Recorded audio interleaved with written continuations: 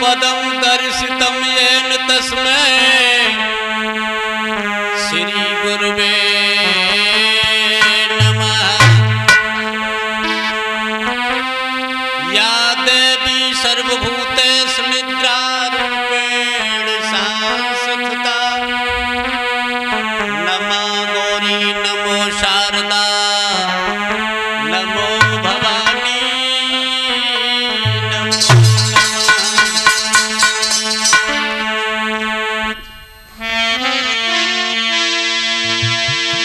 पहले सो मेरे माता पिता को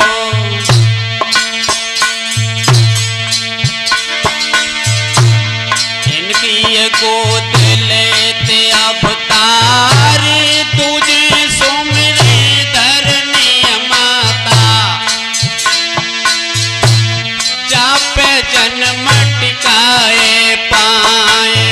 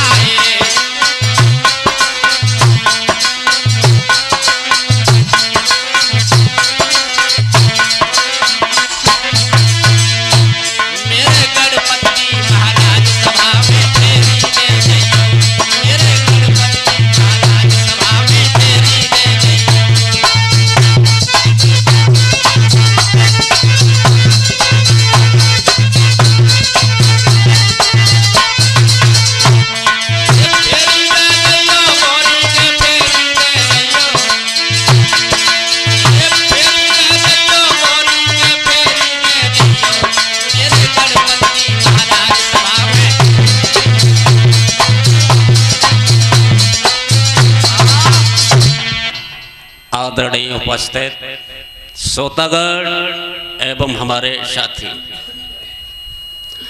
बात सतयुग की है। सतयुग में महाराज सगर पैदा हुए, सगर के अंशमान पैदा हुए, अंशमान के असमंजस पैदा हुए, असमंजस से दिलीप पैदा हुए, दिलीप से भागीरथ पैदा हुए और भागीरथ से राजा सौदास पैदा हुए। राजा तो अन्य और भी पैदा हुए हैं, लेकिन हम प्रशंसा राजा सौदास से करने के लिए जा रहे हैं शिवम कैसेट के आशीर्वाद से। तो देखते हैं क्या हुआ।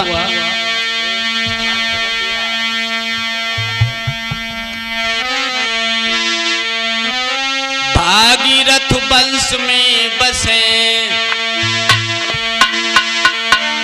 एक राजा सौदास, अति दीन पर स्वार्थी है जग में विख्यात। भागीरथ के वंश में एक ऐसे राजा पैदा हुए हैं, बहुत ही बुद्धिमान राजा पैदा हुए हैं, जिनका नाम सौदास है। 100वीं गिनती को पार करने के बाद में इन्होंने अपना नामकरण कराया है, जिसे सौदास कहते हैं। कितने बुद्धिमान राजा हैं, लेकिन भगवान की कुछ निगाह टेढ़ी ऐसी हो जाती है कि ये राजा से और राक्षस बन जाते हैं। ये चर्चा आपके सामने पेश है। सुधीर भ्राता जी के आशीर्वाद तक ये पहुंचेगी कथा आप तक। तो देखते हैं। नीतिबान भूपाल सुनाऊं हाल प्रजा रह राजी, जाके यश कीरति की धूजा रे स्वर्ग में भैया गाजी। बहुत ही बुद्धिमान राजा हुए।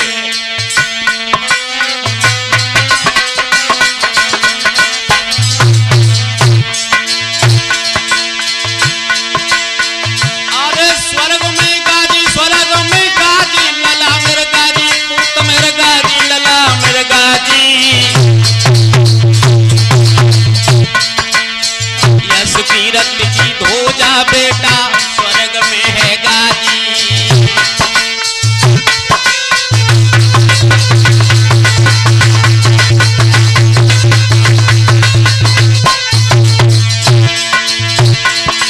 मंदबती जाकी रानी थी,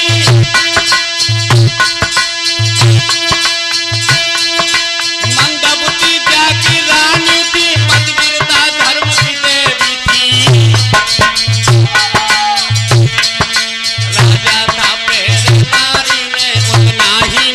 सुशीला थी।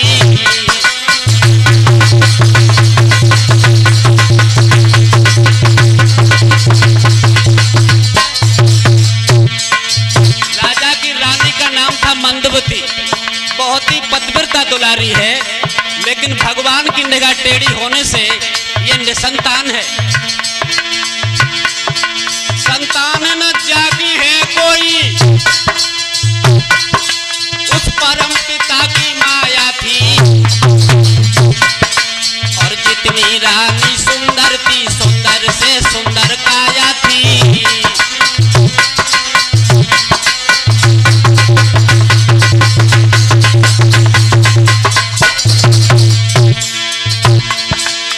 ऐसी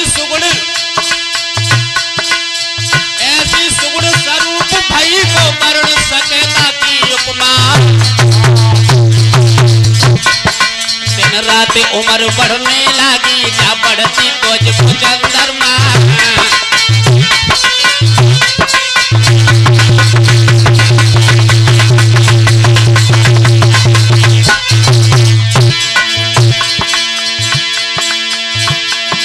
ये होनहार तो हुई भी रहे, जो विधना मिली बनाए।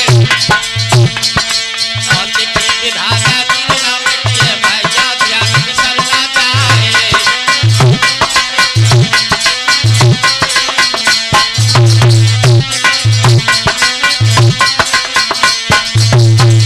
होनी कैसे हो जाती है इंसान पर, धोखा कैसे हो जाता है। इंसान काल के काल में कैसे चला जाता है, होनी कैसे हो जाती है, सबके लिए बताऊंगा। मधुरेश आचारी फेरती पुल का गाथा मैं समझाऊंगा।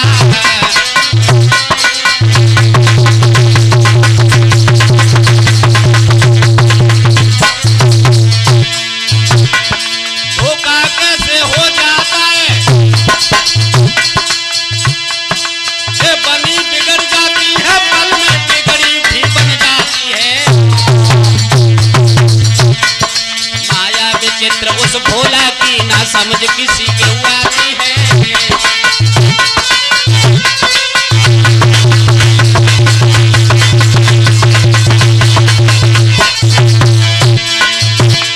मेरे शंकर भोलेनाथ सभा में दर्शन दे जइयो, मेरे शंकर भोलेनाथ सभा में दर्शन दे जइयो।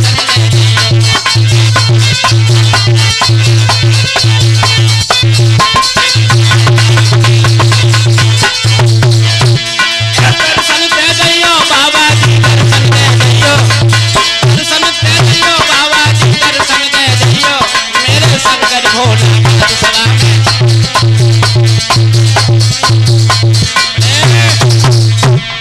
सब कुछ ठीक ठाक है हमारे भाइयों। राजा सौदास के यहाँ सब कुछ अच्छा चल रहा है, लेकिन एक भारी दुख है, संतान ही नहीं। धन की कमी नहीं, दौलत की कमी नहीं, खजाने की कमी नहीं, सेना की कमी नहीं, कमी है तो मात्र एक बेटा और बेटी की।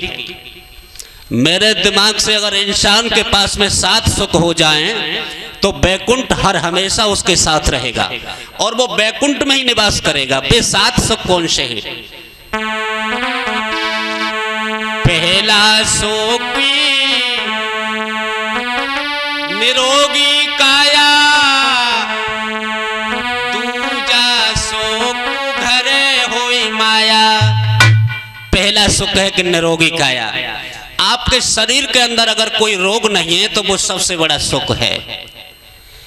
आपके घर में धन संपत्ति है, जी चाहे उस चीज को आप खरीद सकते हैं, वो दूसरा सुख है आपके लिए। तीसरा क्या सुख है? तीजा सुख सुधीर भ्राता जी, तीसरा दुख क्या है? चतुर घर नारी, चौथा सुख बेटा आज्ञाकारी। आपके घर में किसी भी चीज की कमी हो जाए, कमी होने के कारण आपके घर की महिला इधर उधर बुराई ना करे, तो वो सबसे बड़ा सुख है। बेटा आपकी आज्ञा का पालन करता है, आपके नाम को रोशन करता है, तो वो सबसे बड़ा सुख है। अगर नाम को आप पिता के नाम को डुबा दे तब कितना बड़ा दुख है। लेकिन आपके नाम को रोशन करे जो पूत, वही सपूत है। 5वां सुख क्या है? 5वां सुख भ्रात का जोड़ा, 6वां सुख चढ़न होए घोड़ा। आप कहीं देश विदेश में चले जाओ और तो आपका जो दूसरा वाला भाई है वो आपके घर की धन संपत्ति की देखभाल करता रहेगा, तो आप टेंशन फ्री विदेशों में रह सकते हो, घर की कोई चिंता नहीं रहेगी आपको। ये बड़ा सुख है। चढ़न हो घोड़ा, मोटरसाइकिल है आपके यहाँ, हॉर्स घोड़ा कहते हैं, चढ़ने के लिए है, जीप है, ट्रैक्टर है, ये सब वाहन चलने के लिए ये सब घोड़े में आते हैं। जी चाहे उतने वक्त आप कहीं भी जा सकते हो बैठकर। अगर ये आपके पास नहीं है तो दिल और दिमाग थाम के रह जाओगे। सबसे बड़ा सुख है। 7वां सुख सुधीर भ्राता जी कौन सा आया है? 7वां सुख संत की सेवा, और जो जाने सो पावे मेवा। 7वां सुख है संतों की सेवा करना। संतों की सेवा से आशीर्वाद मिलता है, ऋषियों से वरदान प्राप्त होता है, और जिन्हें वरदान प्राप्त हो गया है उनका शरीर तो अमर हो गया है। संतों के पास क्या है, लेकिन आशीर्वाद और वरदान ये आपने अगर प्राप्त कर लिया तो आप फलीभूत होते चले जाएंगे। जो जानते हैं मानुष वो तो क्रिया को कर रहे हैं, और जो नहीं जानते हैं वो साधुओं से बुरा भला भी कह रहे हैं मेरे। लेकिन वे 7 सुख किसी के पास हो नहीं पाएंगे, वो 7 सुख किसी के पास नहीं हो पाएंगे, न कोई प्राप्त कर पाएगा। क्या हुआ हमारे भ्राता जी, कोई नार से दुखी, कोई नार को दुखी,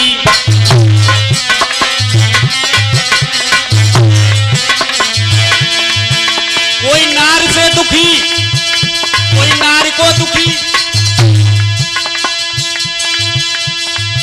कोई पैर से दुखी, कोई आंख से दुखी, दांत से दुखी, कोई कान से दुखी है।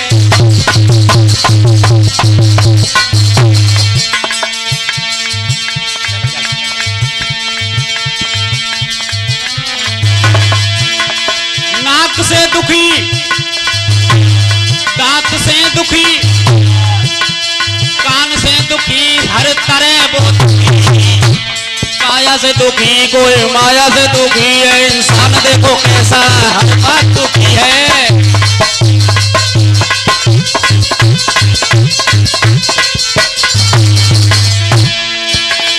जब भी गया तब वो अकेला गया, हंस जब जब उड़ा तब वो अकेला उड़ा।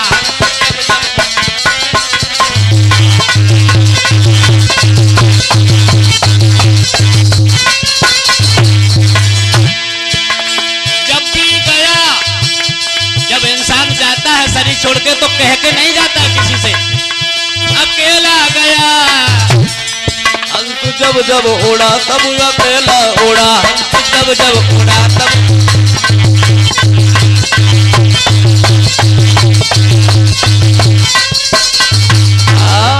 क्या हुआ हमारे भाइयों, ये बताया है श्री सुखदेव जी महाराज कहते हैं राजा परीक्षित, राजा सौदास के यहाँ सब कुछ संपन्न है। सौदास ने अपने मंत्री से जवाब दिया है कि महाराज, मंत्री जी ये बताइए हमारे राज्य में कोई दुखी तो नहीं है। मंत्री बोला है महाराज आपके राज्य में तो सभी किल्लोरे उड़ा रहे हैं, जीव जंतु मानुष नर नारी बड़ा प्रेम के साथ अपना समय बिता रहे हैं, कोई किसी को दुख नहीं है। अच्छा राजा बोले इतना सुख है? हाँ बहुत सुख है। और सुनिए महाराज, मंत्री क्या बोला है राजा से कि महाराज आपके शासन में 10 मरते हैं 100 जीते हैं, 10 मरते हैं 100 जीते हैं। शेर और बकरा मिलकर एक घाट जल पीते हैं भैया, एक घाट जल पीते हैं।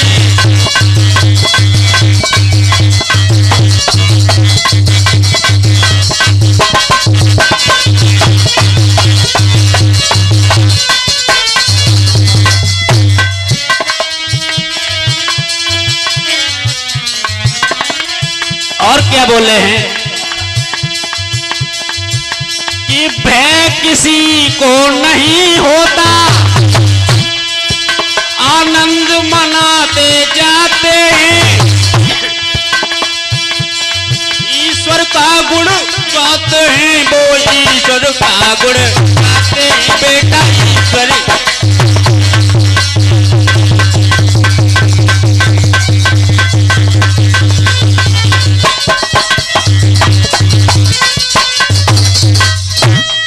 बोला है मंत्री, महाराज शेर और बकरे में इतना बड़ा प्रेम है कि जब वो पानी पीने जाते हैं घाट पर तो बड़ा प्रेम के साथ जाते हैं, कोई दिक्कत किसी के पास नहीं है। राजा बोला इतना बड़ा सुख है? हाँ महाराज। राजा ने जवाब दिया है मंत्री क्या मेरे साथ नहीं चलोगे आप? चलोगे आप? आज हमारी इच्छा शिकार खेलने के लिए हो रही है, तो आप चलोगे नहीं? मंत्री बोले हैं महाराज मैं तो आपकी सेवा में हर वक्त उपलब्ध रहता हूं, जरूर चलूंगा, आप मुझे आदेश दें।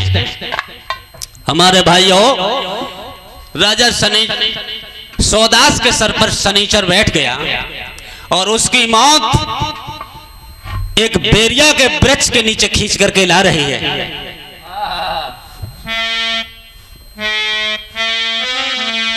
राजा सौदास की मौत बेरिया के वृक्ष के नीचे कैसे खींच के ला रही है बंधुओं? जब इंसान का समय बिगड़ता है तो चित्त उसका ठिकाने पर नहीं रहता, जाने कहां कहां ले जाता है, बुद्धि काम नहीं करती है।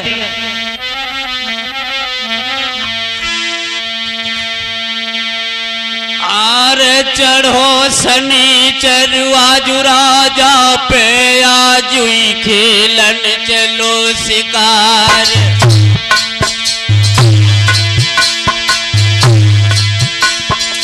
और उस सजगो राजा सगर बंसी को, पहुंचो बन के बीच मझारी।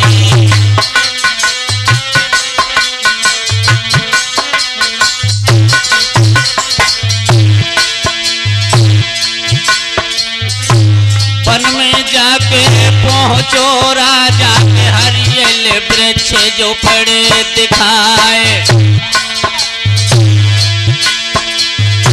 एक वृक्ष के नीचे बैठे तो हिरना जाए पड़े दिखाए।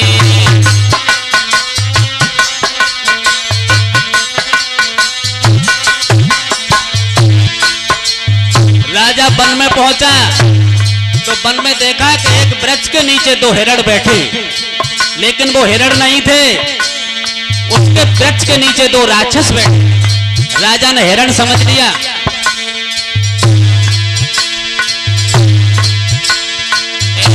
हिरण समझ के तब राजा ने तीनों अपनो बाण चलाई।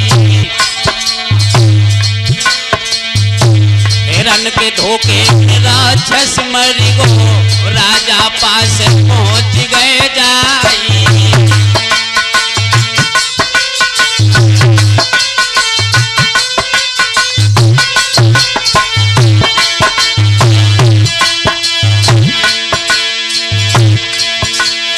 राजा हिरण के पास देखा तो उसमें एक राक्षस मर गया, और दूसरा वाला राक्षस था वो राजा से क्या बोला है, ओरे पापियो हत्यारे तूने मेरो भ्राता दीनो मारे। और तो शर्म अब ने कन आई, राजा सुनिए कान लगाए।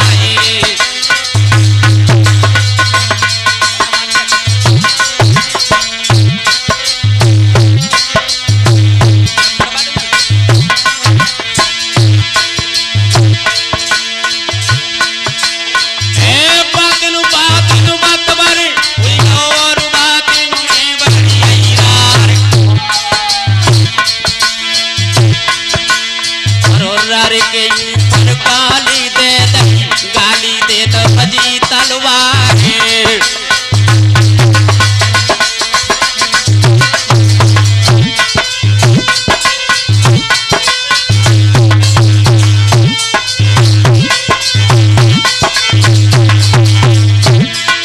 कबहू राजा राक्षस को दावे, राक्षस राजे ले तो दवाए। सान जहाँ बगला में हो गई मर्दो सोनियो वर जहमार। और कितने जनावर थे बेहड़ में अपने ले गए प्राण बचाए। और लिखी विधाता की न मिटे जाति पे सब जाति न लार।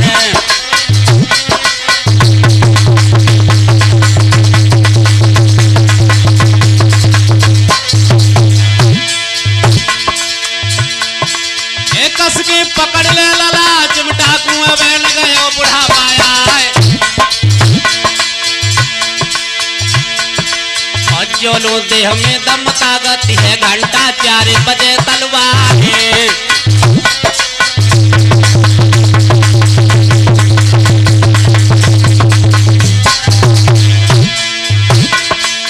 हंस में बैठ जा लाला ढोलक बैजा घुटवन में लिए दबाए कितनी कला हती मेरे बेटा सबरी दी है आज दिखाए समय समैया फिर न मिले मौका मिले न बारंबार होनहार तो हुई की रही है जो विधना ने लिखी बनाए।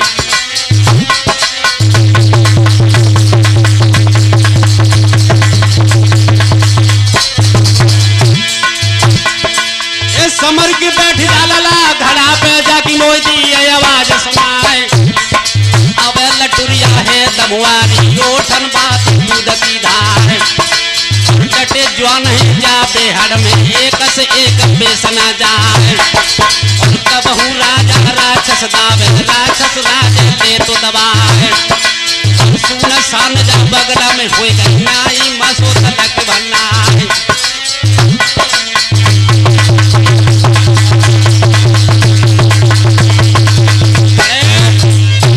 क्या हुआ हमारे भाइयों, राजा सौदास ने एक राक्षस को मार दिया हिरण के पीछे, लेकिन हिरण नहीं था वो राक्षस था।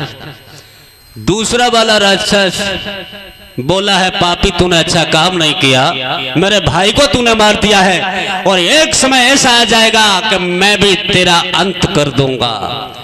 राजा इतना काम करके अपने महलों में आ गए। दूसरे दिन जैसे ही सूरज ने अपनी किरणें फैलाई वो जो राक्षस था अपना भेष बदल करके राजा की कचहरी में आ गया। बोला महाराज को प्रणाम। कहिए कैसे आए आप? महाराज मैं आपके यहाँ नौकरी करने आया हूं। तो आपसे काम क्या आता है? राक्षस माया रूपी होते हैं, वो अपना भेष बदल लेते हैं। बोला मैं रोटी बना लेता हूं, खाना बना लेता हूं और मैं आपके यहाँ रसोई का काम करता रहूंगा। राजा ने राक्षस को रसोई घर में नियुक्त कर दिया, वो खाना बनाने लगा। दूसरे दिन जब सूरज की किरणें फैली हैं, महाराज गुरु वशिष्ठ जी आ जाते हैं राजा के दरबार में। राजा ने प्रेम के साथ में आदर सम्मान किया गुरु जी का, और करने के बाद में राजा ने हुक्म दे दिया है अपने मंत्री को आप गुरुजी के लिए बढ़िया सा भोजन बनवा के लाइए। मंत्री पहुंचा रसोइये के पास, गुरुजी आए हैं, बहुत बढ़िया पकवान बनाई है, उनके लिए भोजन जल्दी तैयार करो। उसने क्या काम किया कि इंसान को मारकर और उसका मांस बना करके और वो थाली में परोस दिया, और वही थाली गुरु वशिष्ठ जी के पास आ गई। महाराज गुरु वशिष्ठ जी ने जैसे थाली को देखा तो उनके शरीर में आग लग गई। कहने ओरे राजा तुझे बिल्कुल शर्म नहीं आता, मैं मांस खाता हूं और तूने मेरे लिए थाली में मांस रख दिया है। जा, मैं तुझे श्राप देता हूं कि तू राक्षस हो जा। राजा का श्राप, गुरु वशिष्ठ जी ने उनको श्राप दे दिया कि तू राक्षस हो जा। अब वशिष्ठ जी ने सोचा अपने हृदय में कि राजा तो मांस नहीं मुझे खिलाएगा, ये मांस बनाने वाला कोई राक्षस है। तो गुरु जी के हृदय में एक शंका उत्पन्न हो गई। क्या शंका उत्पन्न हो गई? नाना भांति के हृदय में विचार आने लगे कि मैंने झूठा राजा को श्राप दे दिया। अब श्राप तो लग गया राजा को, वापस नहीं होगा।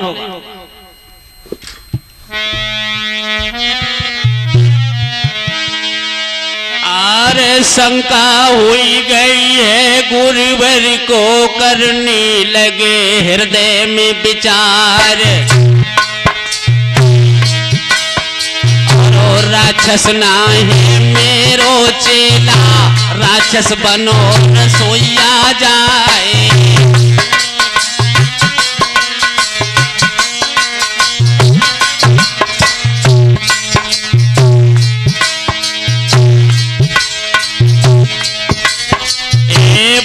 साल श्राप हो गया राजन भोगो योन समार। क्रोध आए करो तब राजा को, देने लगे गुरु को श्राप।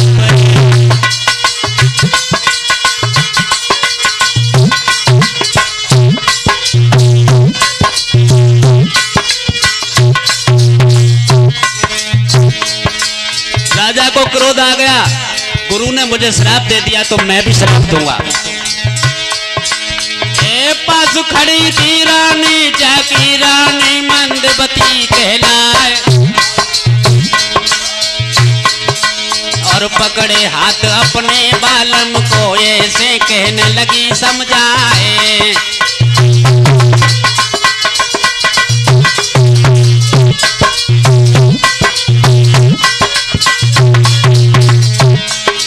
तुम ना श्राप गुरु को दियो, गुरु तो गुरु गुरु कहलाए,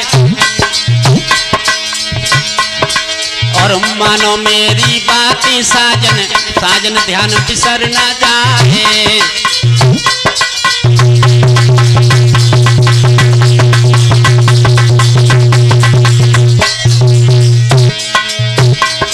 ये तब ही राजा बोलन लागे, रानी सुनिए कान लगाए,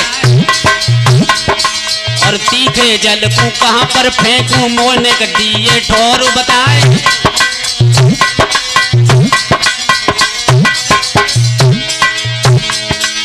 धरती डालू काली हो जाए, अमर टूक टूक हो जाए। रानी सुनिए मेरी बातें, मोने के जगह दिए बतलाए। इतनी सुन के रानी रोए गई, मर्दो सोनी हो अर्ज हमार। क्या बतावे रानी उसको, बाकी बात समझ नहीं आए।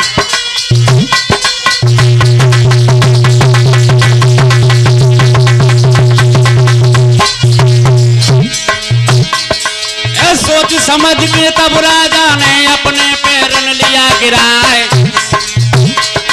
और गिरत पैर पे काले पड़ गए, नाम मित्र सा पड़ो जाए। भैया धीरे धीरे राजा आज तो राक्षस बन गए, भाई धीरे धीरे।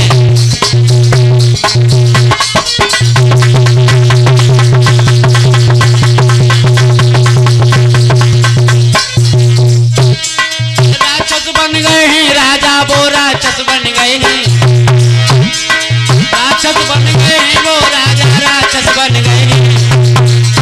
दादा धीरे धीरे आज का राजा राक्षस बन गए।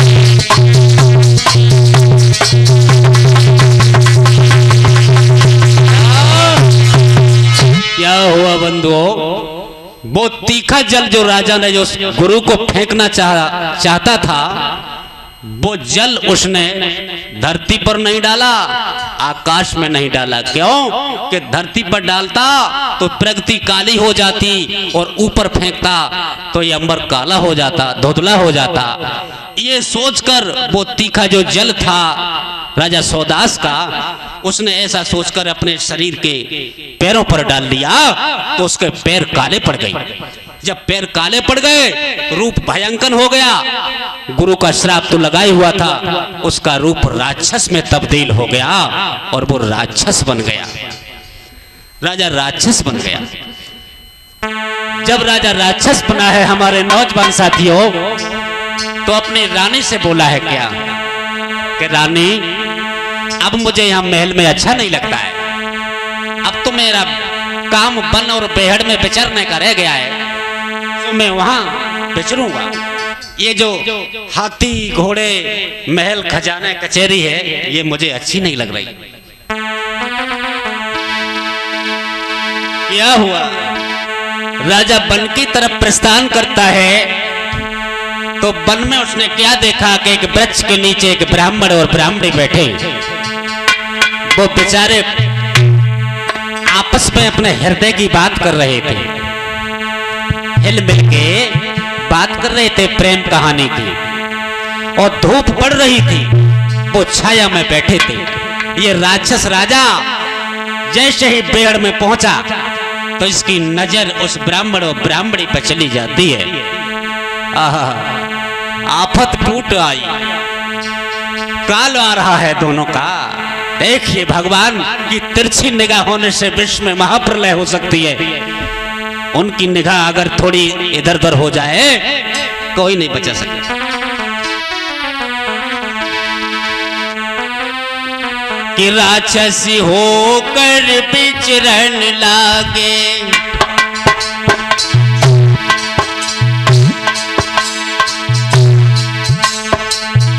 इसकी आवाज कम हो गई है बाजे।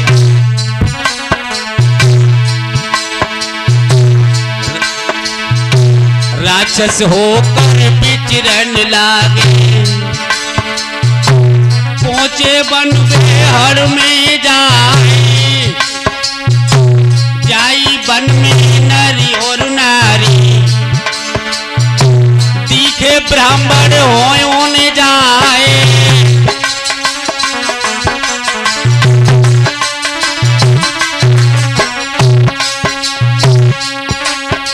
और राजा राक्षस सोदास ने पकड़ो ब्राह्मण वो जाए, एक झपटाए सो मारो, धड़ से तीने प्राण उड़ाए।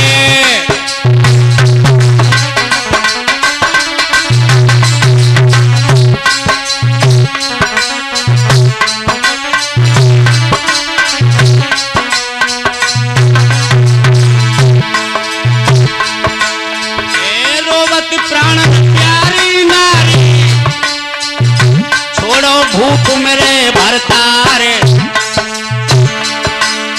तुम मेरे पति को तुम नहीं मारो, विनती करूं मैं बारंबार।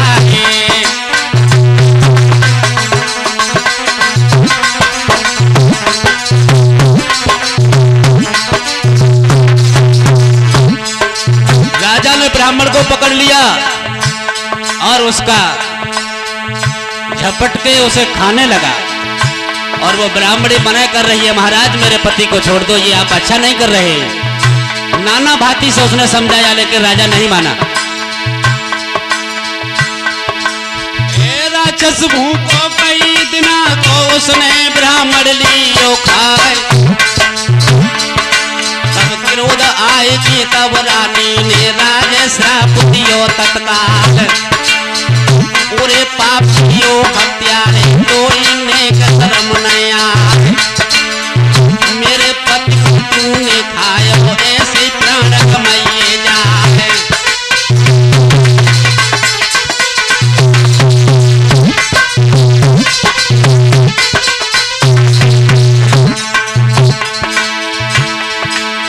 तू संभोग नार घर जावे ऐसे दीन प्राण कमाए,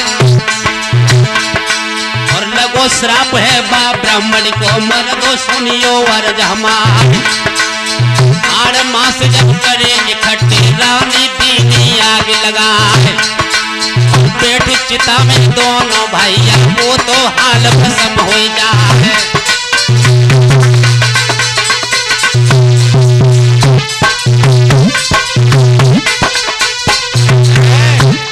राजा ने क्या काम किया, ब्राह्मण को खा लिया और ब्राह्मणी ने नाना भांति से रोक लगाई लेकिन नहीं माना वो पापी। ब्राह्मण खत्म हो गया, राजा खा गया उसको। रानी ने उसके हाड़ मांस को इकट्ठा करके वन में और एक आग लगा दी और स्वयं अपने प्राण को भी न्यौछावर कर दिया, संग सती हो गई।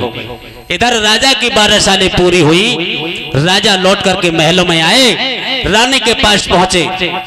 रानी ने मना कर दिया, महाराज मेरे शरीर पर हाथ मत रखो, आपको ब्राह्मणी का श्राप लगा हुआ है। राजा की बात समझ में आ गई। आने के बाद में अपना सारा राजपाट छोड़कर वन में तपस्या करने के लिए चले गए। वो राक्षस का जो योनि था वो 12 साल में समाप्त हो गया और भगवान के लिए भजन करने के लिए वन में दोबारा पहुंच गए। एक 2 लाइन का गीत।